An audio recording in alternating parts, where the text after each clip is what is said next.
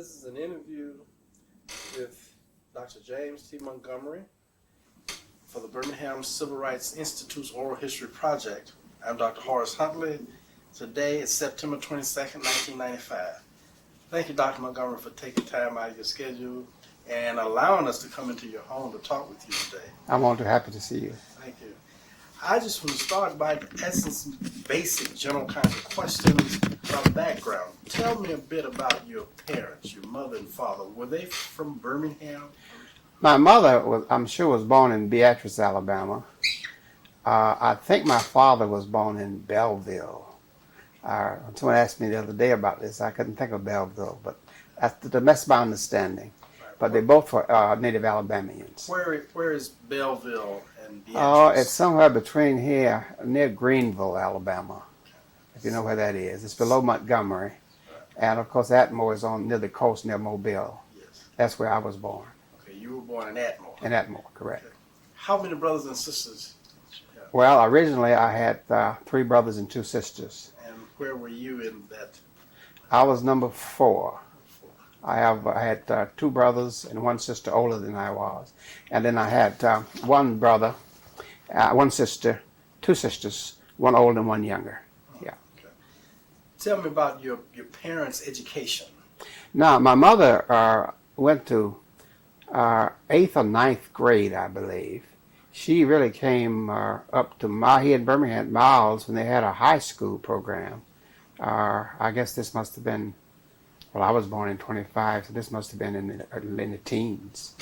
And she, at that time, you sometimes taught elementary school with that much training. And she had taught in elementary schools in somewhere near Beatrice, Belleville, in that area. And my father, to the best of my knowledge, I think finished the 3rd or 4th grade. What kind of work did the two of them, did your father do? Your mother was teaching? My father was as a youngster, my father really was a very good farmer. He had farmed down in Atmore, Alabama, and I can remember even today all the watermelons, which were the biggest large I've ever seen in my life. We lived in Atmore until I was the age of 10. When we came to Birmingham, he went in the grocery store business. I'd really been in grocery store business before then, in Bruton and Atmore and other places. But we came to Birmingham in 1936. And he and one of his brothers had a grocery store in Homewood, where they worked and lived and did business until their deaths. Both one died in 1960, my father, and Uncle Charles, who was very important in my life, died in 1966. So you then lived in the Rosedale area? Rosedale, yeah. I went to Roseville High School. Okay. Yeah. Right. Tell me, what was Rosedale High School like? What do you remember about it? Oh, that's a very interesting question. Roseville High School was a small high school. We really was going from grade 1 to grade 12, but it's called Roseville High School. And we didn't have, I don't think, over 400 students, if that 500 students. There were only 38, I think, students in my graduating class. But we all knew each other. There were not that many kids who lived in Rosedale proper. So the kids really came in on the bus from Oxmoor, from Mason City, from Overton, and they made up over half of the student body, really, because that was the only school that the Jefferson County school system at that time had on the south side, really, on the east, really. They may have had Winona at the time. I remember they had Hooper City on the north side. I remember going to Hooper City with ball games and that sort of thing. But it was a small school where everybody knew everybody. Yeah. What about your community? How would you characterize the community of Rosedale? Well, it was the usual poor, basically black community, where nobody really had spent a lot of time getting much education. Nobody went to school much past high school level. Many did not get that far. I believe by the time my oldest sister, who finished, I believe, in 1936 and 37, her class was about the first that began to go to college, I believe, out of Rosedale, to the best of my knowledge. I was told by one of my teachers, and I have no proof of this, that my sister, when she began teaching school in the middle central section of Alabama, was the first person out of Rosedale who'd start teaching school. And she had done that after finishing junior college at Myers College, really. But my uncle happened to be principal of Roseville High School for, oh God, forever. Really, I don't know when he started, but he was there until he retired, I believe, in '66 or something like that. But it was a small school, but it was intimate. We all knew each other. We knew the teachers all very well. I cannot say it was a very good school in terms of what you learned, because when I arrived at Morehouse as a freshman in 1943, I found out we had not learned very much. So I was going to ask you about how the transition, what was the transition like from Rosedale to Morehouse? Very difficult, particularly during the first semester. I remember coming back home at Christmas time, and a friend of mine I went to Sunday school at Bethel AME Church, and at Sunday school, a friend of mine asked me, how you like college? And I told him I didn't like it very much. The reason was, when I arrived at Morehouse, we had kids who came from Chicago, came down from Philadelphia, down from New York, and they were so far ahead of us. I was supposed to be a good student at Rosedale. I had A's that would stretch from, what I used to say, from Loveland, Joseph, below downtown, all the way back to Rosedale. But I didn't have much knowledge. I can remember not knowing the difference between who and whom. I thought you went by sound. I don't use it correctly all the time, even now, but I know the difference. But I did not know the difference before going to Morehouse. So it was a big leap. But the big leap problem was the first semester. How did you overcome that? Working hard. Working hard. I always knew what I was in college for. And that's the thing I think that, as I look at the young generation, I worry about. I always knew that if I didn't want to do a good job for myself, I thought at least I owed it to my parents, and particularly to my mother, who was, oh God, she was dead. She was so interested in education, she just almost burst out. She wanted us to learn something, to go to school, have opportunities. And I thought if I didn't want to do it even for James T., I should have done it for my parents. And it made the first semester rather difficult. I went to Morehouse on a scholarship, and there wasn't a lot of money. But the first semester tuition at Morehouse at that time was $40. That's not your room and board. That was the tuition part. And I had a scholarship that covered the first semester. That was the only semester at Morehouse when I did not make a B average. And it wasn't renewed the next year because of that. Second semester. Later, I got other scholarships at Morehouse, which was renewed on an academic basis. But that's about the adjustment I'm talking about. It was not easy. It was difficult. But by the second semester, and then the second year, what the kids from Chicago and Philadelphia and New York had above where we were, the thing, the playing field had begun to level. And for that time, that was no difficulty in college at all. Were there others from Rosedale that attended Morehouse? Not at that time. I think I was the first person from Roseville High School, the graduate of Roseville, who went to Morehouse. Subsequently, there's a judge, I think, in Seattle now named James Farris, who was at Rosedale and finished Rosedale and subsequently went to Morehouse after I did. There was a doctor who was head of our cardiovascular neurosurgeon, I don't remember quite sure now, at Meharry, who unfortunately passed several years ago, named Todd, who also followed me to Morehouse 3 or 4 years later, but not prior to that time. At what point did you decide that you were going to medical school? Well, I don't know whether I decided to go to medical school or circumstances decided for me to go to medical school. I always wanted to study law. As I said to you before we started the interview, I had an uncle who discouraged me from doing that. He thought the future was not very bright for black lawyers in 1943. But I began to be honest with you, what actually happened was, I was deciding between getting drafted into the Army or going to school. And I decided really to take pre-med and to go to medical school, hoping that this would enable me not to have to go into the Army. That's exactly what happened. And once I got into the area, I began to enjoy science. Although, as I said to you before the interview started, and in my early life, social studies, politics, things always interested me more, really, than medicine. Right. Yeah. So, After you finished Morehouse, what did you do directly after? Did you go right into medical school? No, I did not. It takes money to go to medical school, even in 1949 or 47. I finished Morehouse. After having been in the area, I came home. And I came home to work at Parker High School. And I taught school at Parker. I taught at Parker from 1947 to 1949. I taught biology and chemistry. And that was one of the most rewarding periods of my life. I learned more from the kids who I taught than they probably learned from me. That's interesting. Because it gave me a chance to learn more about people and about their lives. Because although none of us had anything in the old days, my life had, in some ways had been more blessed than theirs had been. When you came back after Morehouse, did you live in Rosedale? Yeah, I lived in Rosedale until I got married in 1950. At that time, I began to live with my wife's grandparents, and my wife, of course, out in Woodlawn. But I lived in Rosedale up until 1950. Now, this is a period in the 1950s. Birmingham was a place that was totally segregated. You had gone off to Morehouse, you come back, now you were teaching. Now it was deciding upon what you would do for the rest of your life. Why medicine?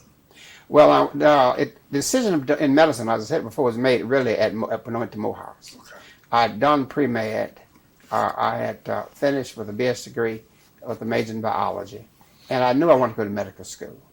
I had applied to medical school earlier, and really got accepted to medical school, I think, 3 times before I went.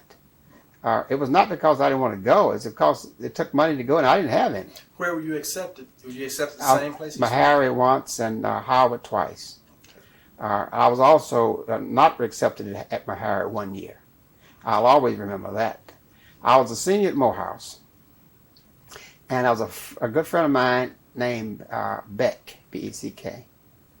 And Beck's father had taught pulmonary disease in the Department of Internal Medicine at Meharry for maybe 15 or 20 years. And while we were waiting to hear from medical schools, I had done rather well at Morehouse, to be honest, if I may say. And while we were waiting to hear from medical schools, one morning we got a telegram from Meharry which stated, "Please let us know if your daddy had finished Meharry." And I was just fuming. Because Beck also got the same letter. And I thought that was very unfair for Beck's father, who taught at Meharry, to get a letter, a telegram, and say, "Let us know if your father finished." I didn't know what my father going to Meharry had to do with anything. Right. And I can't not type. But I remember sitting down and typing a letter with my picking 2 fingers on somebody's typewriter that I didn't own one, to Meharry, telling him my dad didn't know there was a school named Meharry. Is that when you were not accepted? I was not accepted. I was accepted by them the next year. And I was accepted by Howard twice during the time I was teaching school at Parker High School. Was Beck accepted? Yeah, Beck was accepted. Did he go? Yeah, he went to Meharry. Yeah. Now, whether he went that year, the next year, I can't remember. But he was accepted, yeah. So you would eventually go to Howard? Yeah, I went to Howard. Okay. How would you describe Howard when you arrived? Now, you've gone to the big city of Atlanta. Well, actually, Atlanta wasn't too big at that time. Well, Atlanta and Birmingham was almost, we thought, about the same, not size, but the same level of a metropolitan area at that time. But of course, as you probably know by now, that Volkov and his bunch made a decision that they didn't want Birmingham to grow too much. Sure. Because they didn't want to lose control of the city. But there were people in Atlanta, the editor of the Atlanta Constitution, I can't think of the man's name right now, and Hotsfield, who was the mayor at the time. And they had made a decision. I think that's when the idea of Atlanta, the city too busy to hate, during the 40s. And they began to work to make Atlanta a much better city. And they succeeded, of course. Well, tell me about Birmingham prior to your going to Howard. You were now here in Birmingham. You taught for a couple of years. And Birmingham was a rather rough place as far as race was concerned. Birmingham, everything, as you probably already know, was totally segregated. Now, that didn't seem like that's a difficult problem, and I'll tell you why. we had never known life any other way. We had not known it. It wasn't that we didn't want it. We weren't like Ronald Reagan, who said before we knew we had a race problem. We always knew we had a race problem. But Birmingham was totally segregated, and it was an accepted thing. We accepted riding in the back of the bus. We accepted the fact that you may go downtown to buy clothes, and at some store they don't want you to try your clothes on. We accepted second-class citizenship, mainly because we didn't know what to do about it. We wanted to do something, but I don't think anyone knew what to do about it and stay alive, really. Were there ever any efforts to organize for maybe voter registration or any other efforts that may have worked to change that status quo? Yeah, voter registration is not a new thing, and I'll talk to you about that after I got back home later on. But it was not a new thing. I can remember my uncle, who was named James Montgomery, who had worked to get black people registered to vote in Homewood as long as I can remember, really. Even when I was quite young. There was another fellow who died recently named Mr. Benson, Morris Benson, who was also very helpful in trying to get black to register to vote. There weren't many of us. There were so few of us that I can remember when I was teaching school, and our candidate who was running for office came up just to see me personally to ask me for my vote. So there were very few votes, but there were efforts on the part of people to get registered to vote. People may think that the whole effort started in 1963 or 59. It did not start. It started way back there. But there were so many restrictions that it was very difficult to break the thing out because people really were afraid to do anything because your life wasn't worth anything. And fear had a lot to do with it. But there were efforts. Emerald Jackson worked on this sort of thing in Birmingham as long as I can remember. And other people had worked on voter registration. There was a fellow down at Parker High School named Henry Williams who used to take the teachers down there to register them one at a time. And you'd be surprised, he had a large number of teachers not even registered to vote. And at that time, we didn't have the trouble they had in Selma where someone bothered you about registering to vote. It was just that apathy. That was that feeling by many people that, they don't count your votes anyway. And people bought that sort of thing. See, the white man sold us a bag of goods, and we bought it lock, stock, and barrel, without a doubt. How was your transition then from Birmingham to D.C.? It was not very difficult. After going to Morehouse, I had learned how to study, and I had learned how to approach subject matter. Because Morehouse had done a very good job for me, and I'll always be grateful for that. Of all the institutions I've been, I'm more grateful to Morehouse than the other institutions, really, because they took me from Rosedale, where I didn't know the difference between who and whom, and did teach me the difference between the two, really. But going to medical school was not a difficult thing, not at all. The only thing that happened that was difficult my freshman year is I got ill, and I had an infection in one of my kidneys, and I was very ill during that freshman year, and had to decide between dropping out of medical school or staying in. But I did not have in my mind anything to go back to. So I had to fight it out, and really at the end of my freshman year, I had a kidney removed. The infected kidney was removed at the end of my first year, and that was in 1950, really. But academically, it was not a difficult thing, actually. I really was inspired. I remember standing up on the steps at Howard University in September 1949. And I remember a fellow, there were 3 or 4 Jewish boys in the class, I should say, and very fine fellows. And one of them named Copeland was standing behind me as we were taking the class picture. And he said to me, James, or may I call you James? I said, sure. He said, I want to tell you something. He said, he looked around and saw there were mostly black people there, in my mind at least. And he said, I might not be leading this class when this thing is over, but the person who's leading will know I'm breathing down his neck. I decided that afternoon that I don't know where you're going to finish, but you're going to finish behind me. And of course, he finished a long way behind me. But those kind of things inspired me to do the best that I could. That's an interesting comment. because you're suggesting that there were Jews in your class at Howard, and even today people are talking about black institutions being segregated. They have never been segregated. There were white people, one of the white fellows who came out to Morehouse when I was there between 43 and 47. And all they were doing studies or writing books or writing, what they were doing, I don't know. But I know there were a couple of white kids at Morehouse with us. And if you were going to college about that time, there were always some contact between kids at Georgia Tech, the other school, white school in Georgia, and Morehouse and Spelman. But the meetings always took place at Morehouse and Spelman, of course. You didn't meet at the white institutions. But there were contacts at that time. Did you ever consider not returning to Birmingham when you finished medical school? Not really. I had people at Kansas City, Missouri, trying to encourage me to come to Kansas City. I had some other people in Gary, Indiana, who were trying to encourage me to come to Gary, Indiana. By the time I was finished my residency at Homer G. Phillips in St. Louis. But I really always thought of coming back home, to be honest with you. And it was much easier for me than for most fellows. And here's the reason. I had married a very wonderful young lady, my wife, named Althea Montgomery, at the end of my freshman year. So I didn't have that pull. The thing that takes people away from Birmingham, fellows at least, when they're in professional training, is that they often marry some young lady who wants to live somewhere else.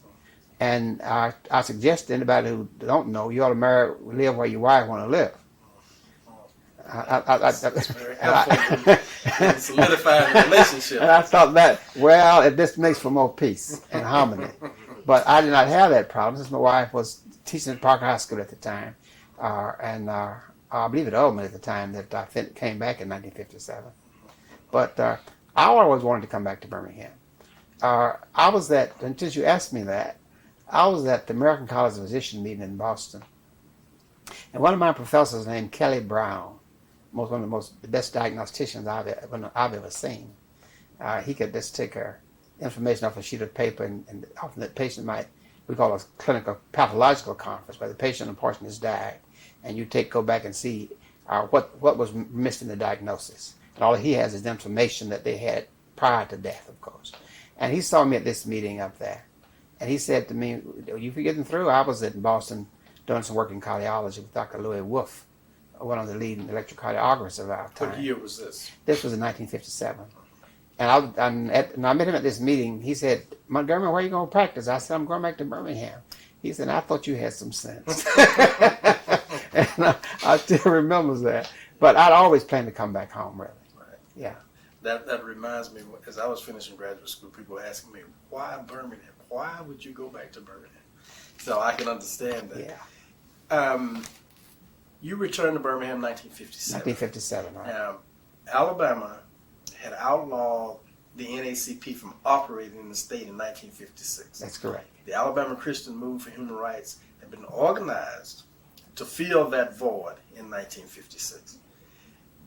I believe it was December of 56, Fred Shuttlesworth's home was bombed. And the movement, the Alabama Christian Movement, was looked upon, of course, as rabble-rousers at the time.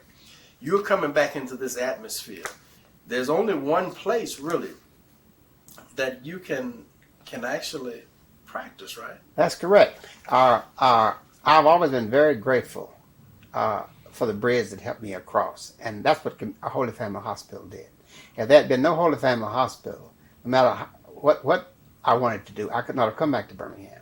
You cannot go off and spend 8 years of your life in medical school, in residency, go up to Harvard and spend a better part of a year in cardiology, and decide I'm going back and now I'm not going to practice in a hospital. You have to have a hospital to take care of sick patients in. And community, I say community because Holy Family later became community. But Holy Family gave me that opportunity, and I'm very grateful for that. How did you then relate to white physicians at the time? When I came back to Birmingham, the only white physician I knew was one who had treated me once or twice. Dr. S.F. Harris Sr. had been my family physician, but for some reason this fellow treated me once or twice, and he was the only one I knew, Dr. B.O. Robertson. And I I did not know any other black physicians, or white physician at the time. Now, I began to meet them because there were white physicians who practiced at Holy Family Hospital. Right. They all who practiced and had patients there were in general practice. And they were admitting patients, mostly minors, UMW patients, to the hospital. And all of these black patients? All of them black patients. But they were admitting, the white doctors always took care of 90% of the black patients, of course.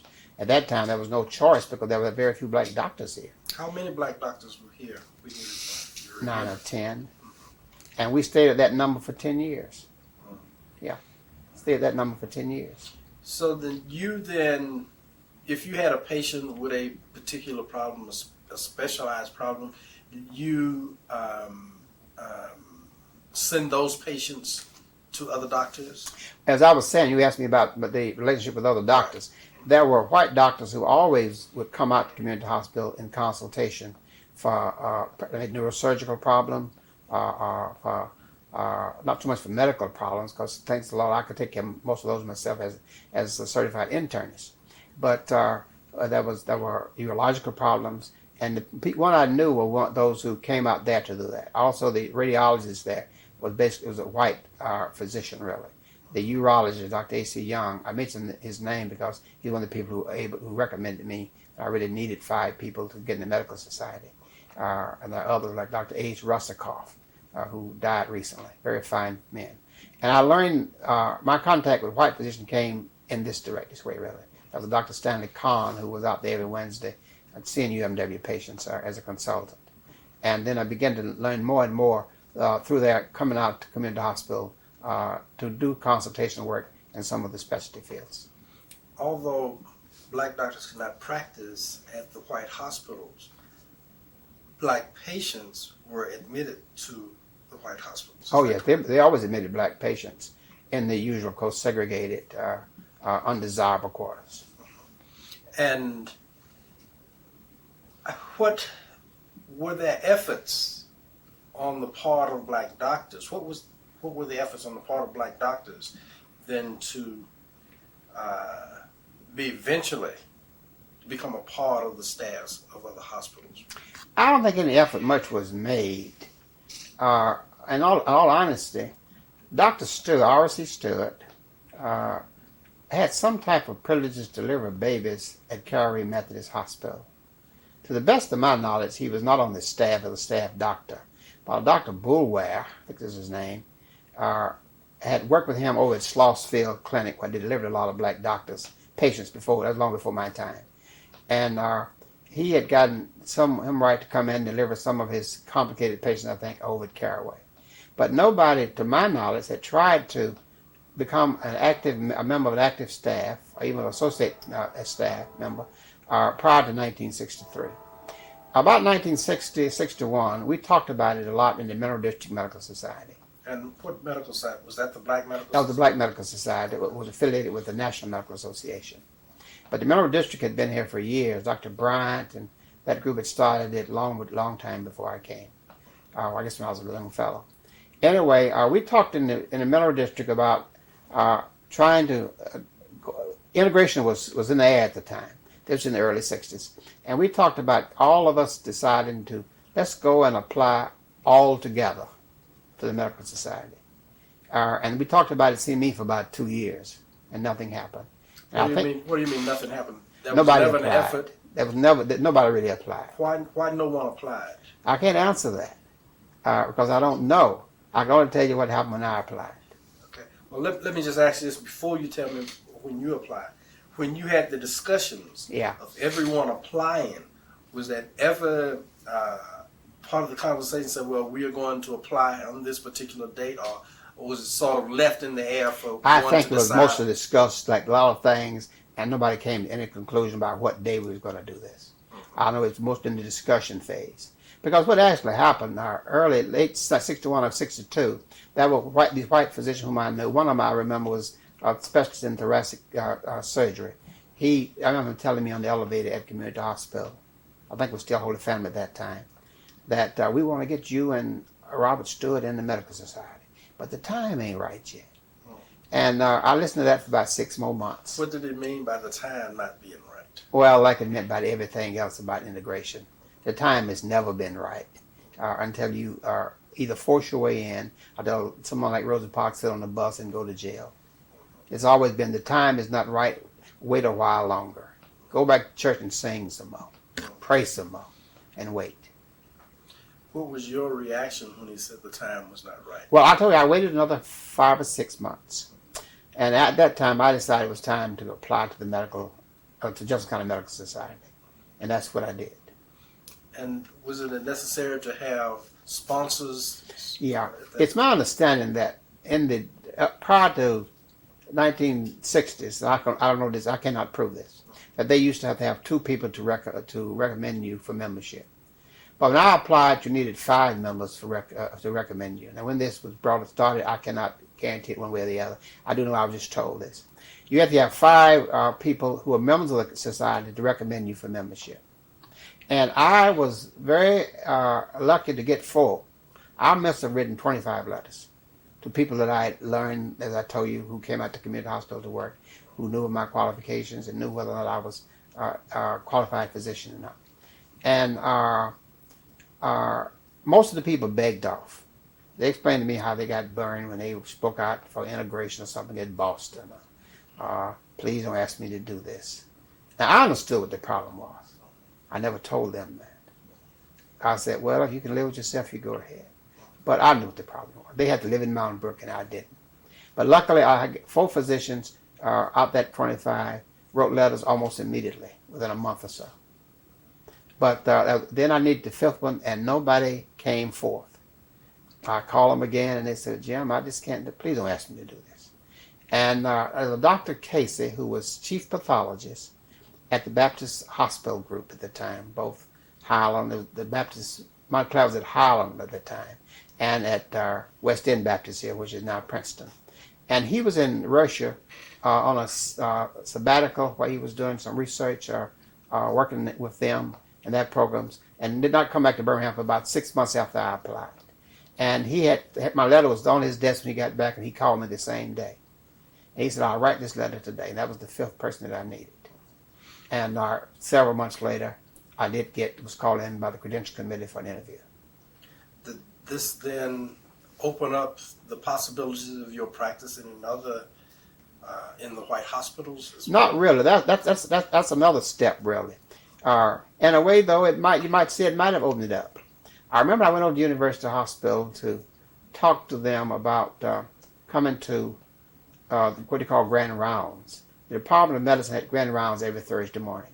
And I talked to a fellow named Wally Fromeyer, who later became a very good friend of mine. And Wally, I asked him, I want to come to grand rounds. And I even agreed to sit in the back, which is something I had never done voluntarily before. And he said, he was very nice to me, very courteous, but no. And after that time, actually, nobody really thought you would get in a white hospital, or integrate a white hospital staff. But a few years later, I got certified by the American Board of Internal Medicine, where people eagerly sent letters, these same people who had refused to send letters to the medical society, because these letters were being sent to Philadelphia. And after I had passed the American Board of Internal Medicine, I wanted to become a fellow in the American College of Physicians. That's the next level of not academic, but of what do I want to use? Of accomplishment in your specialty field. And as a result of that, before I could call these people to recommend me for the American College of Physicians, they had called me. Jim, can I recommend you for the American College of Physicians? These were the people who just weren't able in their own mind to recommend me for the local medical society. But after that, at that time, and after I had been recommended for the American College of Physicians, I became an associate member, I think in 1964. I think it was 64. Anyway, I went over. They were going to have the regional meeting of the American College of Physicians in New Orleans, Louisiana. And I wrote the letter. I called the people in New Orleans. I'm not sure which the hotel where the meeting was going to be held. And I asked them, I said, I'm black, and I'm coming to the regional meeting. Is that going to be any problem for me? And they told me, we'd be happy to have you to come into the meeting, but we'd ask you to take your meals in your room. So I was never going to go and take the meals in a room, not in 1964. I've taken the room in 57 if they'd asked me. Anyway, I went to talk to Wally Fromeyer, who was chief of medicine at the university at the time. One Saturday afternoon after I finished my office, and patient at the office. And while I was sitting there, I wanted to see what he felt about this. I told him what they asked me to do. I wanted to see exactly where he was coming from. And he said to me, Jim, I don't think I would go out under those circumstances. Why don't you wait the next year when they have the meeting in Atlantic City and you won't have that problem. So while I was sitting there talking to Wally Fromeyer, I said, Wally, when am I going to start practicing medicine in this hospital? And to my surprise, he said, Jim, when are you going to apply? And from that time on, there was no obstacle. I applied within a month, I assume. And within 1 or 2 months, when they went through the credential committee, I was admitted to the staff and appointed, received an appointment as assistant professor of medicine. This is 1964. This is 64. And you're the first black physician to make application and application be accepted at that point. To my knowledge, that's correct. I'm not too sure about it applied before, really, because, as I said before, we accepted a secondary status thing. When I went to talk to Wally Fromeyer that afternoon, I wasn't talking about me. Because my thinking wasn't to the point that they're ready to let me come in here. I was thinking about my sons, they wanted to practice medicine, your sons, and other people's sons years later, because somebody had to begin to knock on the door. And to my surprise, my knocking opened the door. So then how long did it take before you then would be accepted at other hospitals? Well, let me tell you about that. University Hospital was the only one I think was willing to really take a black physician on who they could not find a way to find who was not well qualified by training, by board certifications, by becoming fellows of American College of Physicians. The other hospitals are going to stand back and wait. I know the Baptist group in particular, and Baptist West End Hospital at the time is now Princeton. They had said that they were not going to take any Medicare money. They were going to state, no, we ain't going to do that. Because Medicare said you had to integrate your staff, integrate your doctor's staff, integrate your patients, and first they weren't going to take any of the money. But they found out that the white patients had the same color Medicare cards as the black patients. And they always understand the bottom line. They have no problem with that. And they called and asked me to join that staff. Baptist there? Yeah, Princeton did, and which I did, and had patients there for maybe a 10-year period. Yeah, and after I got on Princeton's hospital staff, he automatically get an appointment to the Curzon staff at Montclair, the other hospital, which opened about that time of the next year. What about your experience at East End? Well, on the East End thing was very interesting. I never did apply to staff privileges there. But that was a doctor, I think his name was Dr. Trucks. I'm not 100% sure about the name. He called me about 64, 65 and wanted me to come out and apply for their staff. Now, East End was out on 66 or 67th Street, I believe. And it was totally impossible for me to go all the way to Ensley, where most of my patients were, back to university, and then all the way out to East End. I never get to the office. And I told him I couldn't do that. But I did ask him at the time, I said, tell me something, what is the situation there? How many black patients do you all have? And he said to me, Jim, we don't have any. I said, you don't have any? I said, how did that come about? He said, well, we made a gentleman's agreement. We just wouldn't admit any black patients. I said, I laughed. I said, well, you might have made an agreement, but no gentleman would make such an agreement. Really. But I did get Dr. Samuels to go out and apply to the staff, because I thought to get all of the many hospital staffs integrated, at least one or more black doctors, was very important. And to the best of my knowledge, he did go out and was admitted. But it wasn't, Medicare did more in the federal government about integrating hospitals than any individual. Because they got down to the only hospital that did not wait for Medicare to say you had to do it, to be honest with you, was university. So university was ahead of everyone else. They had very good people at that time at the top of the university hospitals. There, Dr. Joseph Volkov, who was head of the university, Wally Fromeyer, who I said later became a very good friend of mine, Dick Hill. These people, I can't remember the administrator at that time, but they were forward looking. They saw the future coming. Was this because most of them were from out of town? That might be part of it. I do know that I don't know where he came here from, but he went to school at Cincinnati, I believe. And Dr. Volkov, of course, had come down here from Boston. I don't know where but Hill had gone to school at Harvard. Now, whether he was a native Alabamian, I really don't know. But see, that thing works two ways. The person who comes down, either he brings his ideas with him. If he gets to work on them immediately, it helps.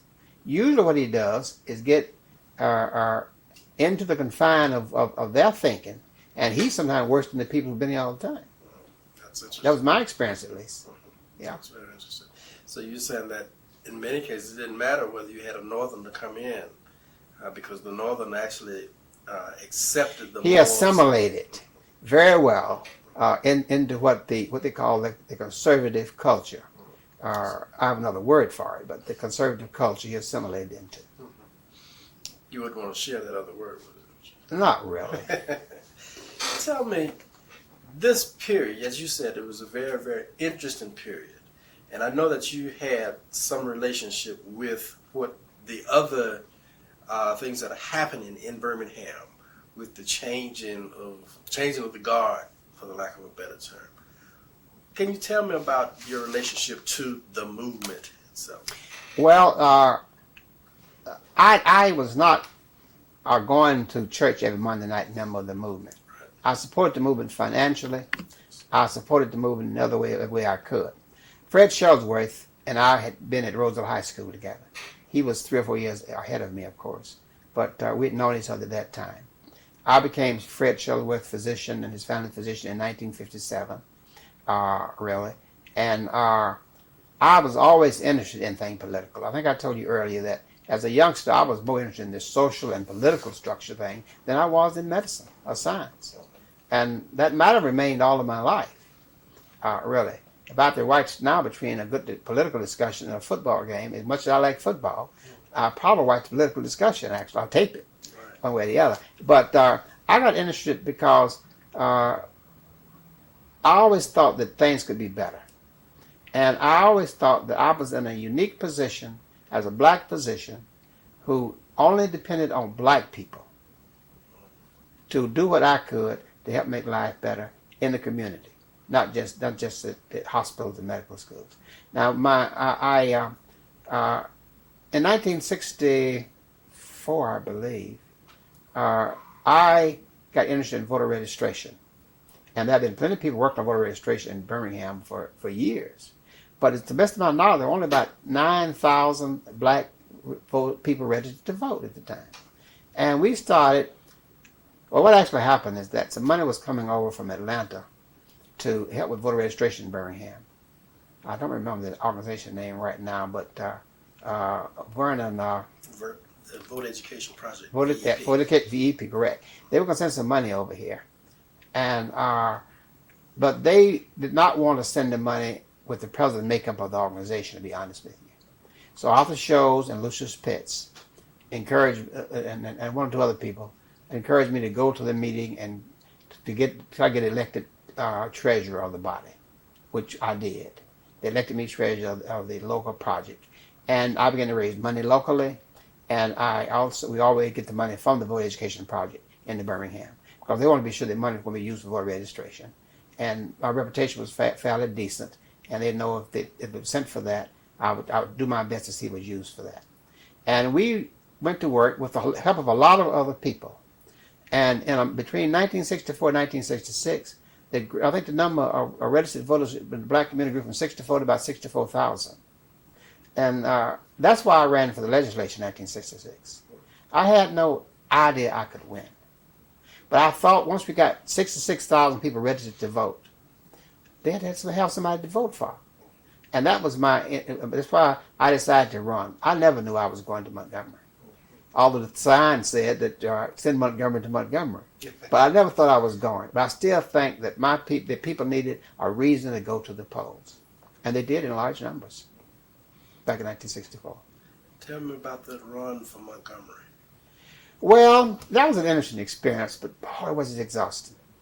You had to go out to every community to every church meeting and make a speech. And instead of them, most of them raising money to help you run for election, they want you to put money into the pot at the time. And it was a very, very interesting experience. I enjoyed it because I've always enjoyed things political. But it was difficult to practice medicine and run for office. But what happened actually is I came in, I made the runoff. I had about 43,000 votes, I believe, in the countywide. And the fellow who won me was a fellow named Henry Lee. He won the seat in the runoff. And he died. And after he died, one morning about 5 o'clock or 5:30, a good friend of mine named Miss Washington called me and said, "You know Henry Lee died this morning?" So she thought, like in 1995, I'm sure I would have been named for that position as I was the next higher runner. Instead, they had another election and spent $7,000 to $8,000 to keep from naming me. So that number 10 was the spot I was on of the legislature's agenda, and people naming me to that as the nominee of the Democratic Party. They spent another $78,000 to $80,000 and had an election, which I did not run in, because I was about full of that. I'd had about all that I could handle, but I did not run in the election after he died. I want to just mention a few events, a few individuals. And sure. If you would just, off the top of your head, give me what comes to mind. Freedom Riders, 1961. They made a great contribution to this area and to the whole effort of integration and civil rights, without a doubt.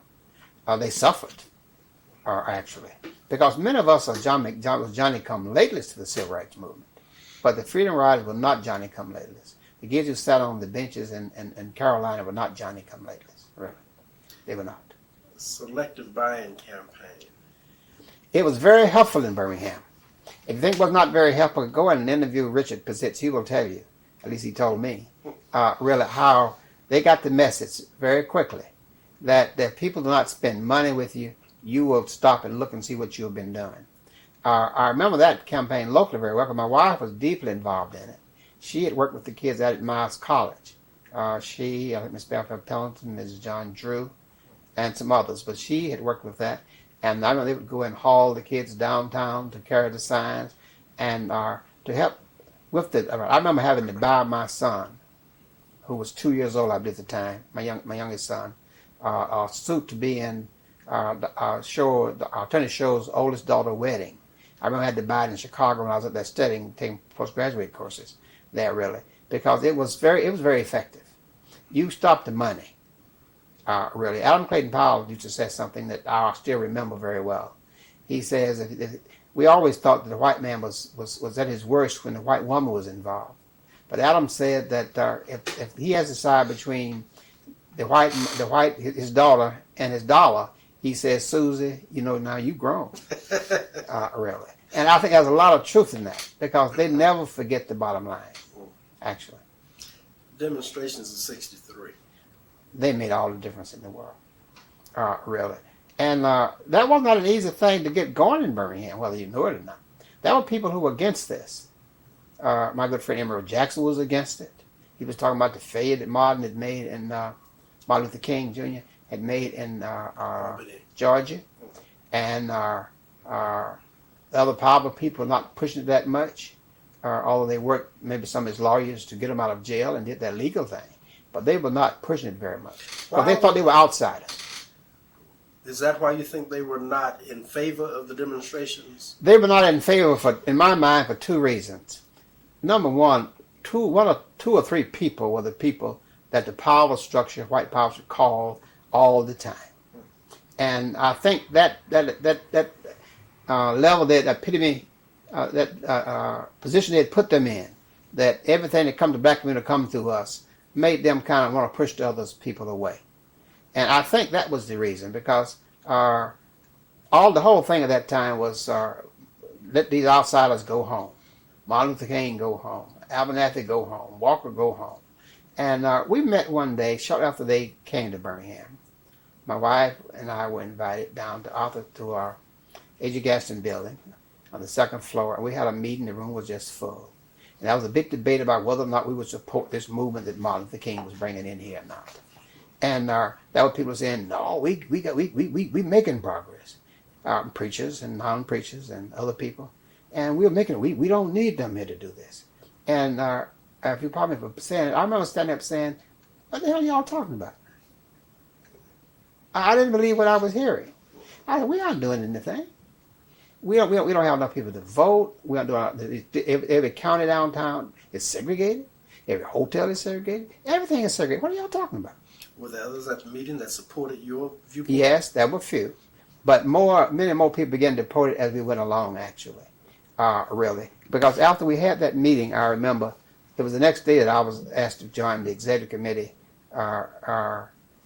Didn't call it executive committee, but it was a committee that was making a decision about the demonstrations and that sort of thing, I remember. Was this the Alabama Christian Movement? No. Well, the Alabama Christian Movement had started the whole movement. It was a combination of SCLC and the Alabama Christian Movement. Now, that would not have been in the demonstrations or success in Birmingham without the Alabama Christian Movement of Human Rights. Fred Shuttlesworth, in my mind, has done more for civil rights in this town than anybody ever did, any single individual probably has ever done in any town. He put his head on the block. He got stabbed. He got cut. Because I remember going to see him after he went to Phillips High School to take his kids down there. He'd been to the hospital at the university, but he called me and wanted me to come out and check in. And check him and his wife, medical, and I did. And I'll never forget this because I checked Fred, and Fred's head was as hard as steel. Fred was an amazing man. And let me tell you why I said that. Fred would go out and demonstrate, he'd go down and get beaten and cut, and you check Fred's heart rate, it was 60. His pulse rate was just perfectly normal. And he was just built for this thing. Most other people had been shaking and the heart rate had been running away, but not Fred. That's all right. But I remember his wife said something very cute that day about what was getting training in rich schools. And she said, I'm mad. That's what you're mad about, Miss Shuttlesworth. She said, when I go to the meeting Monday, I can't show where they stuck me. That she got stuck in the buttocks with the knife. Yes. But I remember that. But he was really meant for this sort of thing. And he really, Birmingham, not just blacks, but all people in this area owe Fred Shuttlesworth a great debt, without a doubt. The power structure for a long time wouldn't deal with Fred. Well, that's why David Vann came into being a very important person in my mind. The power structure didn't want to deal, but the business community, again, wanted to do something to stop the demonstrations, to help Birmingham, because if you help Birmingham, you help their pocketbooks. That's what it comes down to.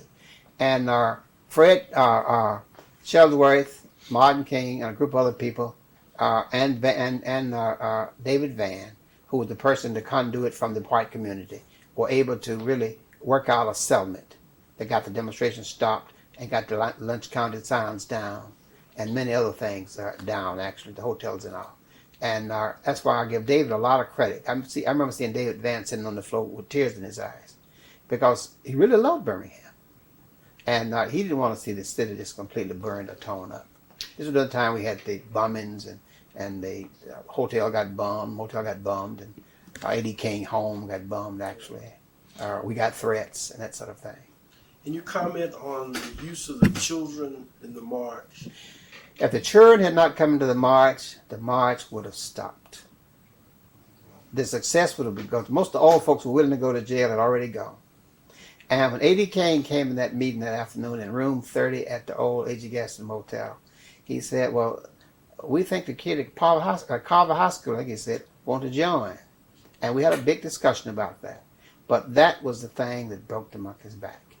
How did that discussion go? Were people in favor? Most of the people at that level who were there were in favor, I think, of what else could be done. We did not know. We got most of the people who wanted to go to jail or adults were in jail, and the segregation bars were still up. Bull Connor was still there saying no, never. He was saying the never that George Wallace had talked for years. And I don't think there was much opposition to that. But that had the greatest possible impact to really break the walls down. Because they had kids locked up at Fair Park in large numbers. And I had many patients who told me even 20 years later that I was at Fair Park. And that really broke the monkey's back, without a doubt. And next thing that helped break the monkey back was Bull Connor thought the way to resist this thing was to get in his tank and say, no, never, I won't move an inch. All he had to do was get out the streets and let them march. Right. And but that thing was so built in him that I got the right to control this thing. I was going to ask you to comment on Bull. How would you characterize? He was a typical white politician who thought segregation would keep him getting elected. He did not want Birmingham to do much growing because if it got very large, he could no longer keep control. He did not want anything progressive to take place. And he wasn't by himself. He had a lot of followers. A lot of followers, really. The bombing of the 16th Street Baptist Church. I'll never forget that day. I was out at Holy Family Hospital that Sunday morning. And one young lady in the business office said to me, they have bombed 16th Street Baptist Church. And I was just sick. I was so sick. I think my family were down at St. John AME Church at Sunday school probably. And I remember coming home after seeing my patient at the hospital. And it was that day that I decided, well, it's time for me to get the hell out of here. That was exactly my thinking. And I started talking to a friend of mine from Morehouse whose father-in-law had just passed in Toledo, Ohio. And thinking about going to Toledo, Ohio to practice medicine because I thought that was just too much, really. But you get your anger up, and then you stop and think about the thing that if we don't stay, who stays, really? And that began to dissipate. Not that some of the fear and worry about the thing did not go away, but that brought probably more national and international help into Birmingham at that time. Though there had been a lot of help, of course, during the time of the demonstrations to get people out of jail, where the UAW, I think, had sent a lot of money in, and other institutes, UNACP had done a lot of work to help get people out of jail. But I think that the death of the kids, of course, was a thing that really brought the weight of the whole thing down. So Lyndon Johnson, that group of people could do something about what was going on. Were you ever involved in interracial groups that met prior to '63 for the purpose of discussing the issue of race in Birmingham? I don't know. We discussed it, but I don't remember any organized effort to discuss it. I guess other than what Fred and them had done to the Alabama Christian Movement for Human Rights. I told you we had discussed the problem in the medical society, but I do not remember any big efforts. Although there were groups meeting. The NAACP was meeting, not the NAACP, they'd been put out. The Alabama Christian Movement was meeting, and I had been in some other meetings really, but I don't think we thought we were going very far. I remember when the movement came here, the SCLC and Alabama Christian Movement started the march. There was a fellow who spoke to us at some banquet we were having down the L.R. Hall Auditorium. And he was saying, we told him just to wait a while. We were going to work this thing out. He came from up here from Mobile from some college down there. I don't remember the college right now. It was a Catholic college in Mobile. And he came up here saying, you ought to hold back. It's always this wait till next year attitude. And I think there was a lot of that. But there were people working hard, mainly through voter registration, mainly through the courts. Because, you know, Arthur Shores and his bunch and then Thurgood and them had gotten rid of Democrats holding blacks out from voting in the primary. They said that was a private thing. And all those efforts evolved and led to the other thing that we were able to do later on. You and your wife were both known to be supportive and be active. Did you ever receive any threats? Only one night someone called my home. I lived on Lincoln Street then, about 4 or 5 blocks from here, and said, tell that nigger doctor we're going to bum him. But that was the only threat we really ever received, really. I never told my wife this, notes at the office saying, nigga, you better go back to practicing medicine for a living. But I don't know, in the early 1960s, it was an interesting time to be alive, and we knew there was danger. It wasn't that we didn't bother about danger, but everybody was in danger if you were black, unless you wanted to take the position that I think these folks are fine and we ought to stop bothering them. And that was true of many things. The people who really helped a lot, I think, were the Baptist ministers. I never thought the ministers in my church, except one or two, I'm an AME, really made much of a contribution to this thing. Sam Davis was very active.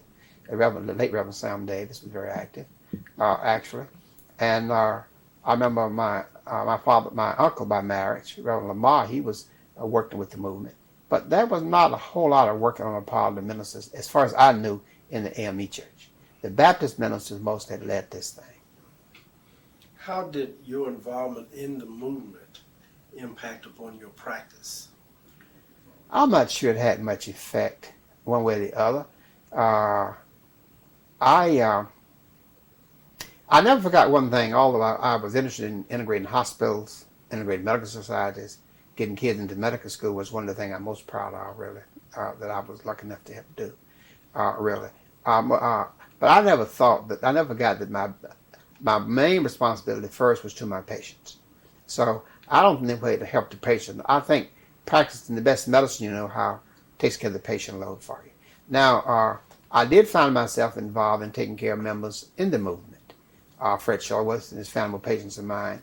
When Martin Luther King was here in jail, he asked people to ask me to come to see him and treat him, which I was happy to do, because Martin and I had been at Morehouse together, really.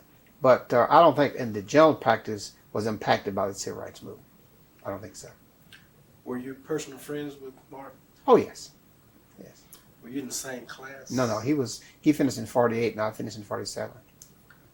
And someone asked me, who came to interview me a few years ago, what I thought about Martin at Morehouse. I never would have thought that Martin would have turned out to be the person he turned out to be. I never would have thought that.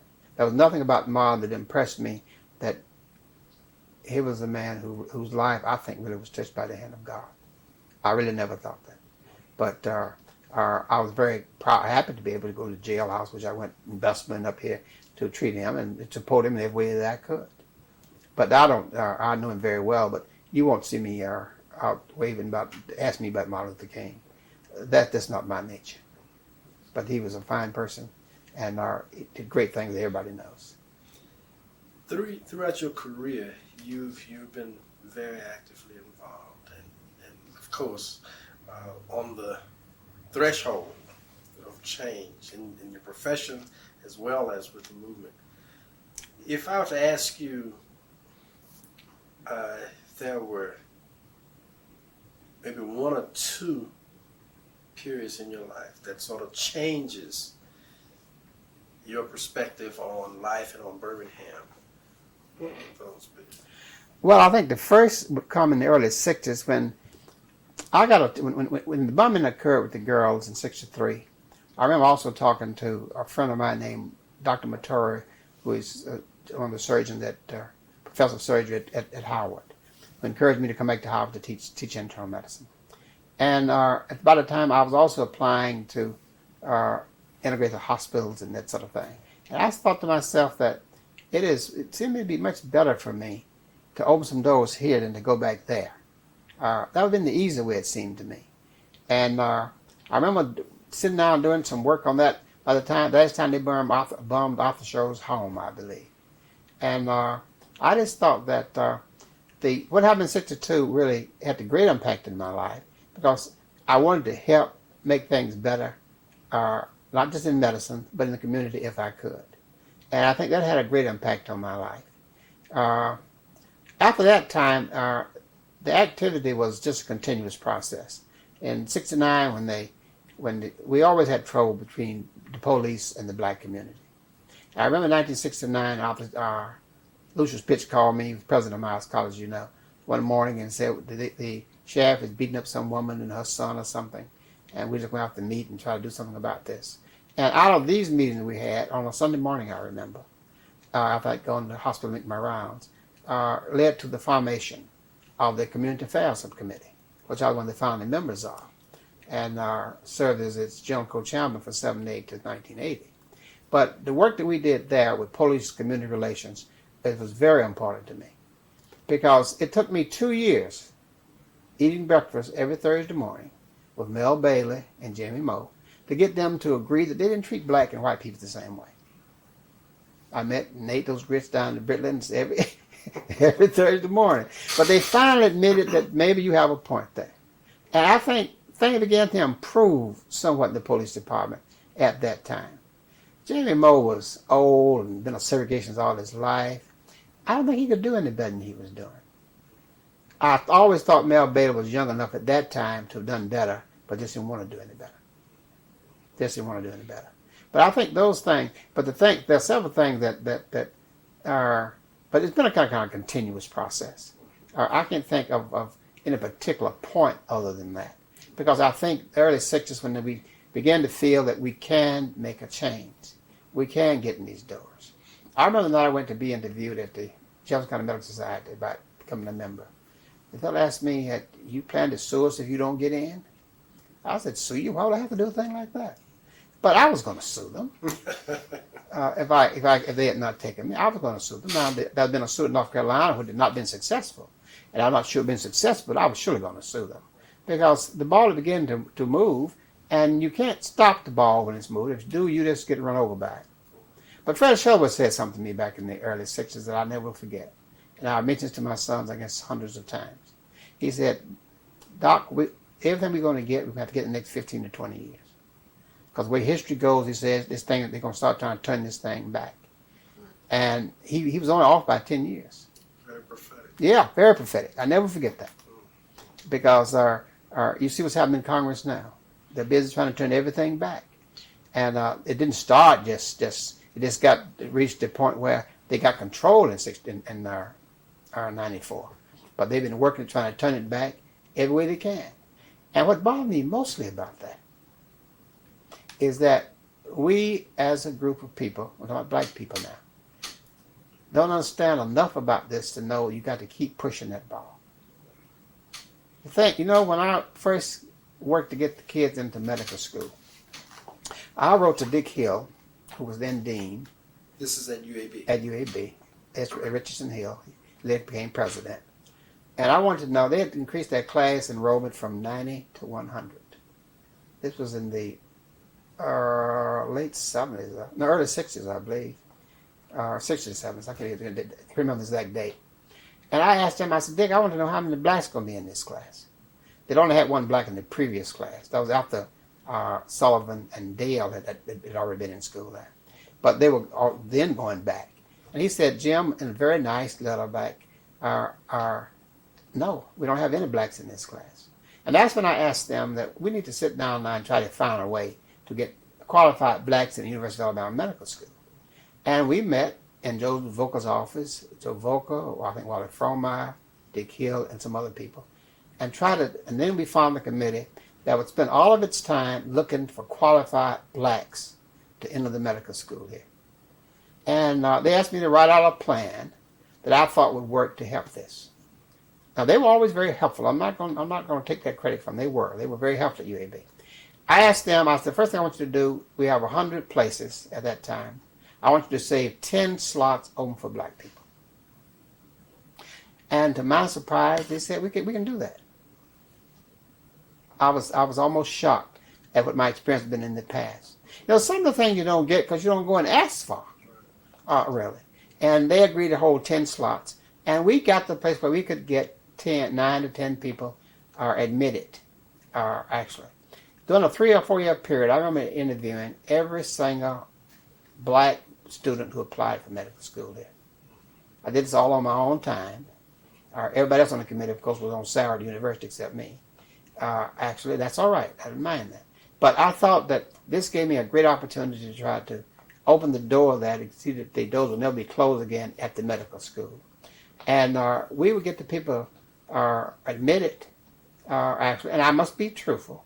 90% of the people that I thought ought to be admitted got admitted. There were many who I don't think he's ready to go to medical school. Really. And I didn't go on record recommending somebody that I thought wasn't going to be able to do the work there, really. They would come and tell me about, Doctor, I was working in civil rights. I said, well, you can't show me that on this transcript here. Show me that on this transcript you got here. And I think it's a good thing to be in civil rights. But if you go into school, you've got to get prepared to go to school. If not, you just go there and they get you out before you get there very good. But we worked this thing for 3 or 4 years. And the committee never was dissolved. They just stopped meeting. They just thought they had done enough, I think. And that's often the case. They often think that we've made these few concessions. Now that's enough. Actually, that's what they're talking about affirmative action now. All of a sudden it's enough. Yet their doors which are still closed, their glass ceilings which are still there, but of course we've done enough. You actually practiced until 1984. Yeah, in the office, really. The office was open though for the next few years, and I did some things, but I was not in the active on a day-to-day basis after 1984. But I was keeping the office open because I had a son who was coming out of medical school, and doing his residency at DC General Hospital, and he finally came in and took over what was left of the practice. Is he here now? Yes, he moved from North Birmingham, where I'd been the two of us had been for about 35 years, I guess, about 36. He moved out to Princeton Professional Building recently, and he's here now. He's doing very well. He's my youngest son. I have an older son who's an attorney, and he's a partner in a law firm with his main headquarters in Boston, but he's in the Washington, D.C. branch of it. And they're both doing very well, thanks to the law. We've been blessed. With children, my wife and I have been blessed. Great. You know, this has been a great revelation. You've obviously been, as I said, on the threshold of many of this era of change. You've contributed an awful lot. Is there any other thing that we have not touched on that you would like to just mention in this interview? I think you've mentioned most of the things. The things that I was most happy with was first being able to help open the hospital doors, so no black physician would have to wonder if he's qualified. Can I practice here anymore? Open the medical society, of course, where when you open one door, several doors usually open. I was very happy about the work we were doing in CAC, because I think police brutality is not as bad in Birmingham now as it is in Los Angeles, California. And I've been very happy about that. And that was a constant working struggle, really. And several other things. I think that during the time of, you remember the Benita Carter incident, I was one of the people who was on that panel. And I think that the Benita Carter incident defeated David Vann and helped the mayor get elected, really. And we won that panel. I was very proud of getting 4 blacks and 4 whites to come up with an answer that they had never heard of before. I remember when I came back home, Dick Harrington called me and said, "How you get them folks to say that?" And, what did they say? Well, that this was unnecessary. That there was no reason at all for him to shoot this girl in the back. And there was more to it than that, but I don't have the statement right in front of me. But to get them to come to that conclusion was a major accomplishment, whether or not you know it or not, here in Birmingham. And that it was a committee equally divided between blacks and whites. But the way we try to get, I walked in the meeting that night, and I looked around and saw that M was the last letter in the alphabet on the committee. And I decided that maybe I'll let all these people give their ideas about what we ought to do first. And that gave me a chance to kind of get a statement that they could accept together in my mind. And lo and behold, again, they accepted it. But these things that help make some changes in the life, whether it's from the medical school, or the doors of the hospitals, helping with voter registration, or helping the community in any way I could. These things have been very important to me in my life. Who were the other people that were on the committee? I don't remember them all, but I tell Reverend Gardner was on there. Reverend Sam Davis was on there. Rabbi Graffman was on the committee. What the fellow name who was superintendent of school at the time? His name was. He's been out in Louisiana, and he's been up in Maryland as superintendent. Wasn't Cook? I can't think of his name right now. He was there, and there was a fellow from Bromberg. What was Bromberg? There was a fellow from UAB who was on there. Well, it was no, he was teaching history, I think, at University of Alabama. His name was Bromberg or what? But it was a well-known name in town. But you had 4 blacks. 4 blacks and 4 whites, yeah. And we had hearings there for about a week or 10 days, really. And I think it helped put the wheels in motion at least, because I think that's when Van lost his support in the black community, really. And I didn't know that all his support was in the black community until then. Yeah. Dr. Montgomery, I want to thank you for taking this time. You've been very, very helpful and I'm sure that the Birmingham Civil Rights Institute very, very appreciative. Well, I'm going to be happy to do it, and the best of luck to the Institute and to you. Thank you, sir. Thank you.